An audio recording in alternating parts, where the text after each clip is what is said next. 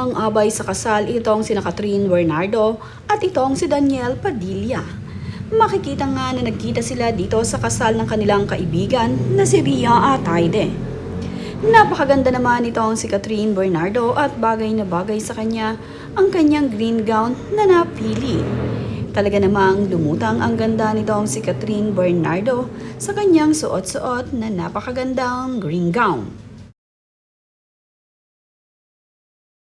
Ito nga ay church wedding ni Ria Ataide at Sanjo Marudo.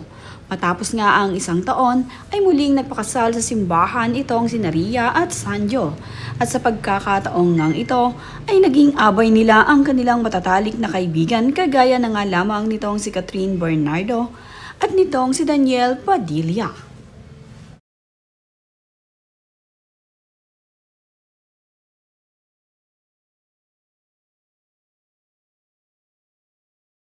Napakaraming tao nga habang sila ay nasa simbahan at habang hindi pa nga nagsisimula ang kasalan ay nag-usap-usap muna ang magkakaibigan. Nandirito ang mga kaibigan ni Sanjo Marudo at Ria.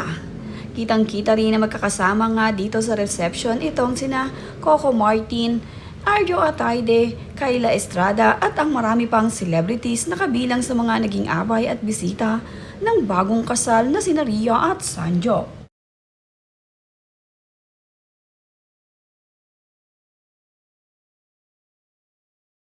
Spotted naman nga na sweet itong sina Daniel Padilla at itong si Kayla Estrada. Palaging inaalalayan ni Daniel itong si Kayla. At habang wala naman nga itong si Daniel Padilla, ang mga kaibigan ni Daniel Padilla na si Black Joe ang kanyang kasama at ang asawa nito. Magkasabay nga ring umuwi itong sina Kayla Estrada. Talaga namang ganito kaingat itong si Daniel Padilla sa pag-aalaga at pag-aasikaso dito sa kanyang love team o partner na ngayon na si Kayla Estrada.